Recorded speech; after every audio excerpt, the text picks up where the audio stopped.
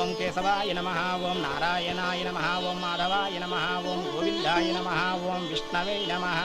అయ్యా, ఇక బియ్యం కొళ్ళు ఇద్దరు తాంబూలాలు మార్చుకోండి.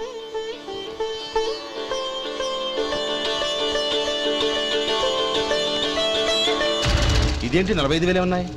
అవునండి, ఒక 5,000 తక్కువే. సమయానికి డబ్బు అందలేదు. ఒక వారం రోజులు సర్దుబాటు చేస్తాను. సర్దుబాటు అయ్యే తాంబూలాలు పుచ్చుకుందాం. అరే లేవండ్రా, రండి. సుందరి గారు, తొందరపడకండి. అర్ధాంతరంగా శుభకార్యం ఆగిపోతే అమ్మాయి జీవితం. నాకు అనవసరం అండి, నేను ముందే చెప్పాను. తాంబూలాలు అప్పుడే 50,000 ఇచ్చి తీరాలండి. పోనీ ఆ 5,000 మీరిస్తారా? చెప్పండి. 5,000 కాదు, 50,000 నేను ఇవ్వగలను. అమ్మాయి జీవితం కంటే అదేమీ ఎక్కువ కాదు. కానీ మీ ప్రవర్తన చూశాక మీ సంబంధం వదులుకోవడమే మంచిదనిపిస్తోంది.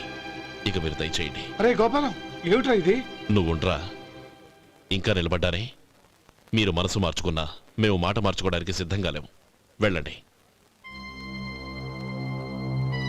వెళ్ళండి. చెల్లమ్మా, ఇలా రామ్మా. ఈ డబ్బు తీసుకెళ్ళి లోపల పెట్టు. వెళ్ళమ్మా. ఏంట్రా నువ్వు చేస్తున్న పని? పంతులు గారు, అయ్యా, మీరు మంత్రాలు చదవండి. ఓం కేశవాయ నమః, ఓం నారాయణ. ఆ తాంబూల పళ్ళ నాకు అందించు.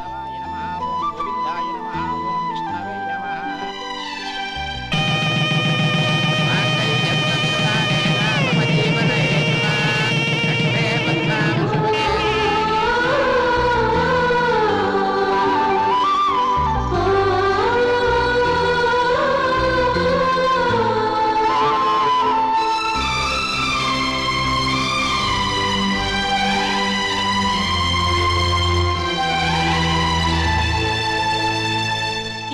చెప్పి లోపలికి రండి. నువ్వు చెప్పమ్మా. పేర్లు చెప్పకపోతే లోపలికి రానిచ్చే ప్రసక్తే లేదు. నేను ఆయన గారు వచ్చాం. ఆయన గారేంటి? మీ ఆయన గారికి పేరంటూ ఒకటి ఉందిగా, అది చెప్పు. నేను గోపి గారు వచ్చాం. అది గుడ్.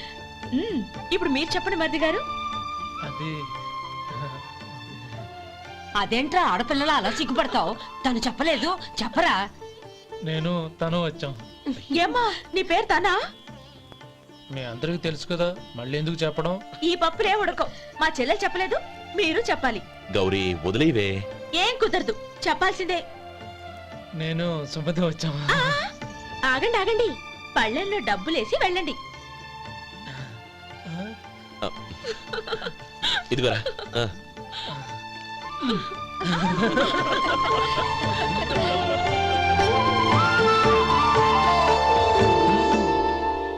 ఒరే గోపాలం, సమయానికి ఆపద్బాంధవుల్లో వచ్చి 10 మందిలో నా పరువు కాపాడావు. నీ తమ్ముడికి ఎన్నో గొప్ప సంబంధాలు వస్తున్నా నా కూతుర్ని నీ ఇంటి కోడలుగా చేసుకుని ఈ స్నేహితుని ఆదుకున్నావురా. నీ రుణం ఎలా తీర్చుకోరు?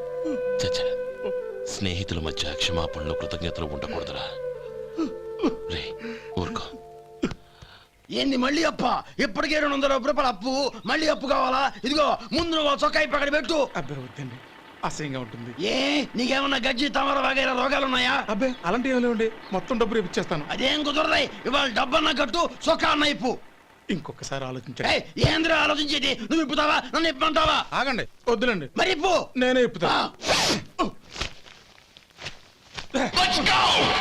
దీంతో నీకు నాకు చెల్లు. ముందు జాగ్రత్త వచ్చాడు, 2 చొక్కాలు వేసుకొని. ఏంది ఏందిరా? ఏం తెలుగు గురుగారు మీది? మరి అదే బాకీ కలెక్షన్ అంటే, చూసి నేర్చుకోండి. ఏంటి 220 రూపాయలకు 35 రూపాయలు చొక్కా తీసుకోవడమా? 35 రూపాయలు ఏంది? మరి 350 రూపాయలా? వాడిని ఆపరా, వెళ్ళి పట్టుకోండి పో.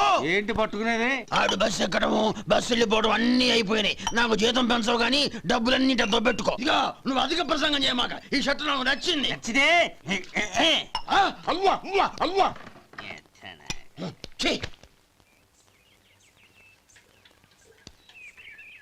అమ్మా సుమతి, లోపల గొడుగుంది, పట్టరమ్మా. అక్క, పెదబాబు గారికి గొడుగు కావాలంట. అక్కడుందమ్మా, తీసుకెళ్ళు. నాకు వేరే పనులు, నువ్వే తీసుకెళ్ళి.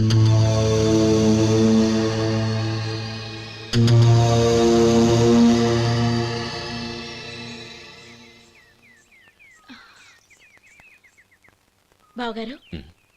ఇదిగోండి గొడుగు.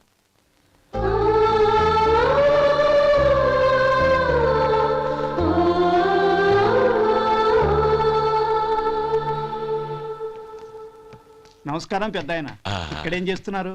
ఏం లేదు, మా ఆఖరి తమ్ముడు శేఖరం డాక్టర్ చదవడం పూర్తయింది. ఇంకో వారం రోజుల్లో వస్తున్నాడు. వాడి కోసం హాస్పిటల్ సిద్ధం చేయిస్తున్నాను. ఎంత మంచి మాట చెప్పారండి. వస్తానండి. ఆ, మంచిది. అయ్యా, తమరి దయ వల్ల అమ్మాయి పెళ్లి కుదిరింది. అలాగా, మంచిది. వచ్చే నెల 15వ తేదీ ముహూర్తం. ఓహో, తమరు కుటుంబంతో సహా దయచేయాలి. అలాగే. అమ్మా, ఆశీర్వాదం తీసుకురా. 10 కాలాల పాటు పిల్లా పాపలతో చల్లగా ఉండమ్మా. మరి మేము వస్తామయ్యా. ఉండండి ఒక్క నిమిషం. అమ్మా సుమతి, దేవుడి దగ్గర ఉన్న కుక్కమరిని తీసుకురామ్మా. అవును, అబ్బాయి ఏం చేస్తుంటాడు? రైస్ మిల్లులో గుమస్తాగా పనిచేస్తున్నాడండి. ఆ, ఎవరి మిల్లులో? వెంకయ్య గారి మిల్లులోనండి. ఆహా. అమ్మా సుమతి, కుంకుమేదమ్మా.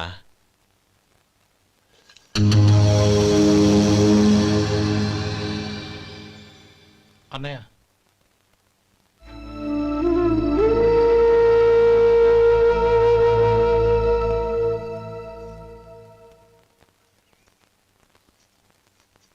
హేయ్, ఏంటిది? వచ్చిన దగ్గర నుంచి చూస్తున్నాను. అన్న ఏం చెప్పినా పట్టించుకోవేంటి? అసలు మా అన్నయ్య గురించి ఏమనుకుంటున్నావు? ఆయన ఏం చూసుకునే నీకు ఎంత పొగరో? గోపి, ఏంట్రా ఆ మాటలు? అమ్మా, నువ్వు లోపలికెళ్ళు.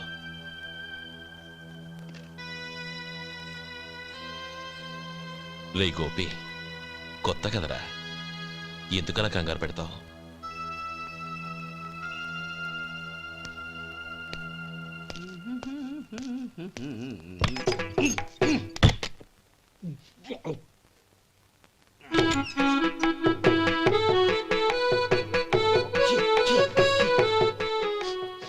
ఏంటయ్యా ఎలక తెచ్చిన వాసన వస్తుంది? ఎక్కడా? ఇప్పుడే పోయింది.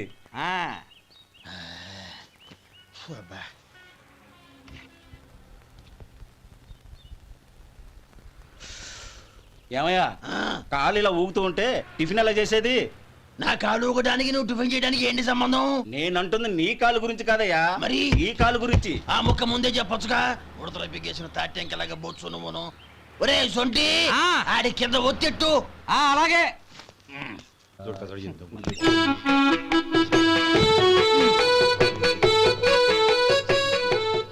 ఇప్పుడు ఓకే.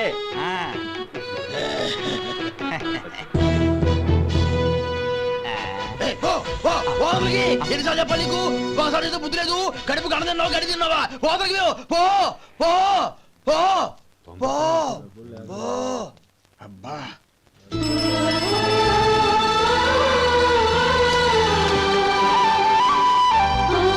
నన్ను ఆశీర్వదించాను. భగవంతుడు నిన్ను చల్లగా చూస్తాడు. ఏంట్రా విషయం? నాకు పోస్టింగ్ ఆర్డర్ వచ్చింది. అలాగా? మన ఊళ్ళోనే నన్ను ఎస్ఐగా అపాయింట్ చేశారు. చాలా సంతోషంరా.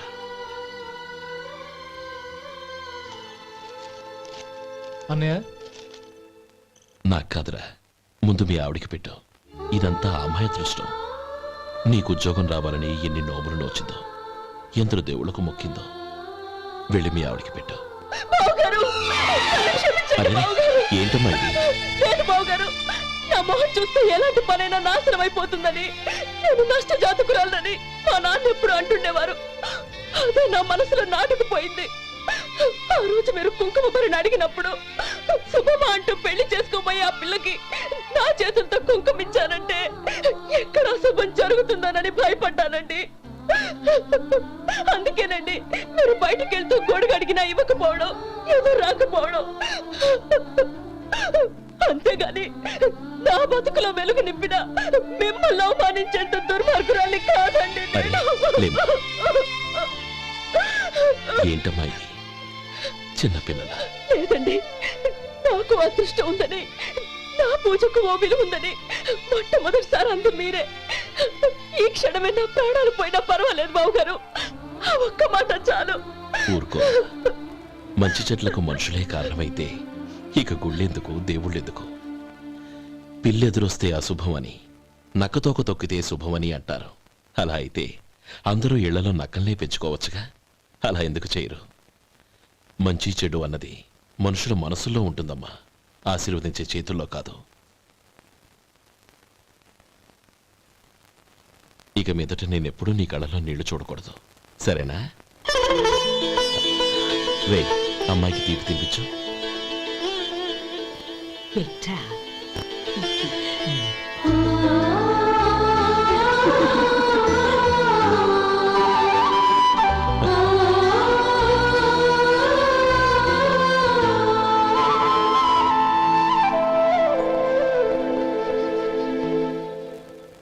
మధు, చిన్నప్పుడు నేను ఒక్కడనే కష్టపడుతున్నానని, నాకు సాయంగా ఉండాలని చదువు అవ్వలేదన్న వంకతో చదువు మానేశావు. ఇప్పుడు నీ తమ్ముళ్ళిద్దరూ అభివృద్ధిలోకి వచ్చారు. మరుదులిద్దరికీ మంచి ఉద్యోగాలు వచ్చాయి. తన భర్త మాత్రం అలాగే ఉన్నాడని నీ భార్య బాధపడదు. చూడు మధు, చదువుకున్నోళ్లే వృద్ధిలోకి రావాలని ఏమీ లేదు. కృషి పట్టుదల ఉంటే ఎవరైనా ఏదైనా సాధించొచ్చు.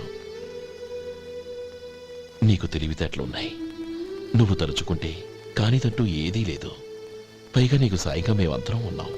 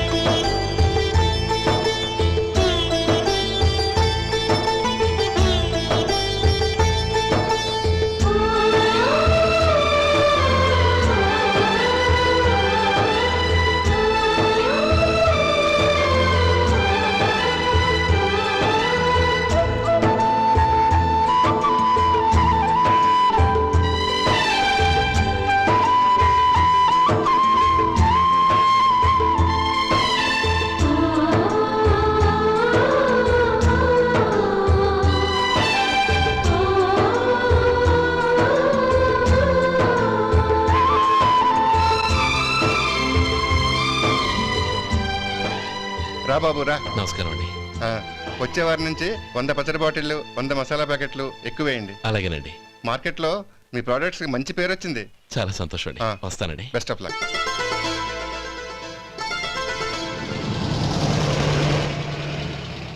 ఆ బాక్స్ లోపల పెట్టవా? అలాగే సార్. ఇక మీద మీ ఆర్డర్లు సగం వేయండి, సరిపోతుంది. అదేంటండి? మీ పచ్చళ్ళు అమ్ముడుపోక చాలా స్టాక్ అలాగే ఉండిపోయింది. ఇప్పుడు అందరూ రుచి పచ్చళ్ళు, రుచి మసాలానే అడుగుతున్నారు. మా నల్లుడి గురించి తక్కువగా అంచనా వేశారు కదా, ఇప్పుడేమంటారు? ఎలాగైతేనే అతను వృద్ధిలోకి వస్తే చాలు. వాళ్ళు బాగుంటే నాకు సంతోషమేగా.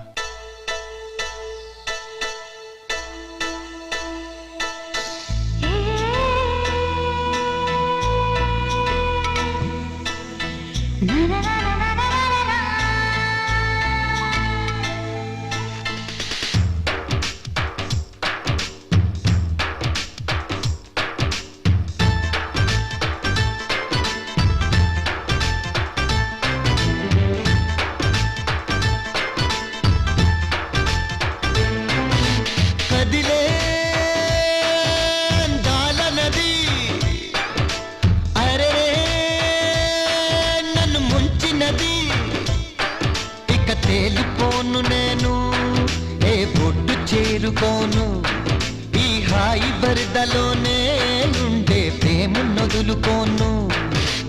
ఓ ప్రియా ప్రియా సఖిగా నీవే సుమాన గుండెలయా, ఓ ప్రియా ప్రియా సఖిగా నీవే సుమాన గుండెలయా. కదిలే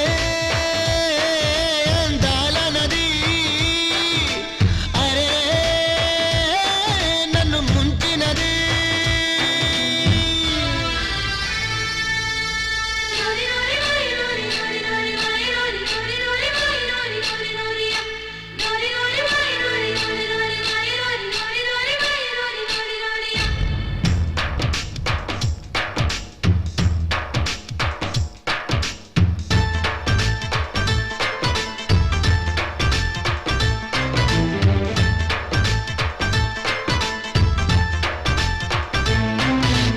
చిలక వచ్చి వాళ్ళగాని చిట్టి కొమ్మకి సోకులొచ్చే శోభలొచ్చే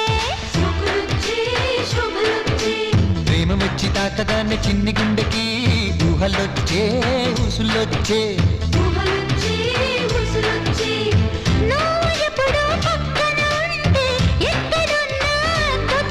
నీ గాలి సోకగానే నా దారి మారిపోయే నిమిషాల కొన్న విలువే నువ్వు దగ్గరుంటే తెలిసే కదిలే అందాల నది అరే నన్ను ముంచినది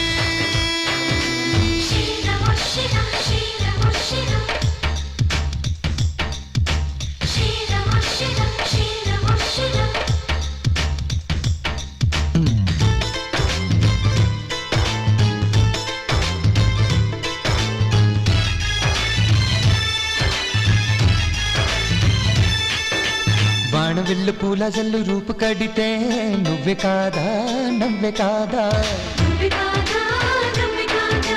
కొంటె కళ్ళు చూపు మళ్ళు గుచ్చి పెడితే సిగ్గురాదా చిచ్చు కాదా నీకు పెట్టిన పేరుది భాగ్యం జపించానే ప్రతిరోజు నీ పేరు పలికి పలికి నా పెదవి తేనెలాయే నీ మాట వింటూ వింటూ నా మనసు ఎలాయే కదిలే అందాల నది అరే నన్ను ముంచినది ఇక తేలిపోను నేను ఏ పొడ్డు చేరుకోను ఈ హాయి వరదలోనే ఉండే ప్రేమ నొదులుకోను ఓ ప్రియా ప్రియా సఖియా నీవే సుమానా గుండెలయా ఓ ప్రియా ప్రియా సఖియా నీవే సుమానా గుండెలయా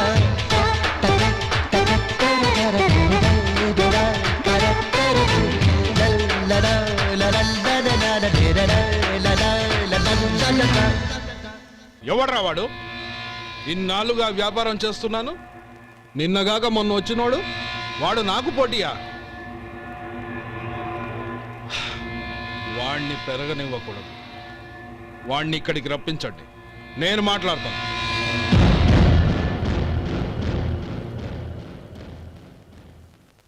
నమస్కారం అండి.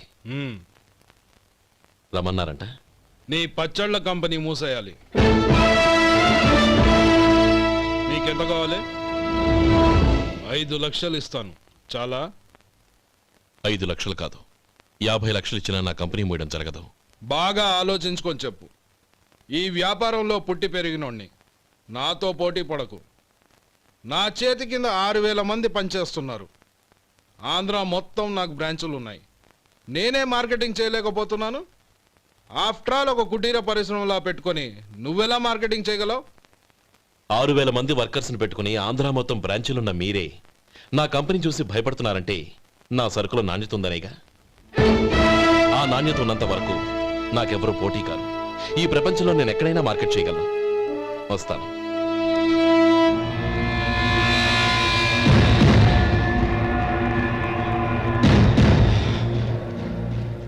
ఇక్కడ ఏం లేదండి. ఇక్కడ ఏం లేదండి. ఇప్పుడు ఊపిరి పీల్చి బిగ్బట్టు. నెమ్మదిగా వదిలి. ఓకే, లే. నెమ్మదిగా ఇలా వచ్చి కూర్చో. ఏం లేదు, మామూలు కడుపు నొప్పే. ఈ టాబ్లెట్స్ 3 రోజులు వాడు. ఎలా వాడాలో ఇందులో రాశాను. Token number 29. ఏమన్నారయ్యా? టౌన్ డాక్టర్ భయపెట్టేశాడు, ఆపరేషన్ అది ఇదని. కానీ ఈ డాక్టర్ బాబు ఏమీ లేదని చెప్పాడు. అలాగా? ఈ బాబు 10 కాలాల పాటు చల్లగా ఉండాల.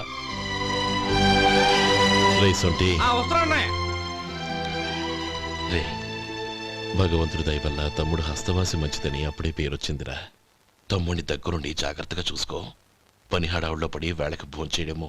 అబ్బే అదే లేదన్నయ్య. 1 గంట గల పేషెంట్ కట్టు, భోజనం పెట్టు. అది అలా జాగ్రత్తగా చూసుకో. నేను చూసుకుంటాను కదన్నయ్య, నువ్వు వెళ్ళు.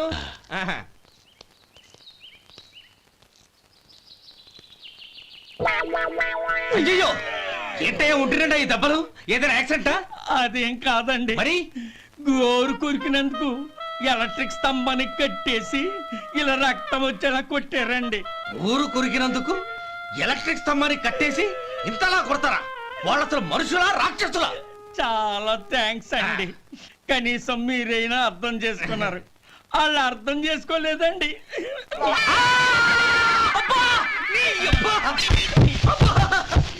గోరు కొరకడం అంటే ఇదా? నిన్ను కొట్టడం కాదురా, నిలువురా నరికేయాలి. అబ్బా సెప్టిక్ అవుతుందో ఏమిటో.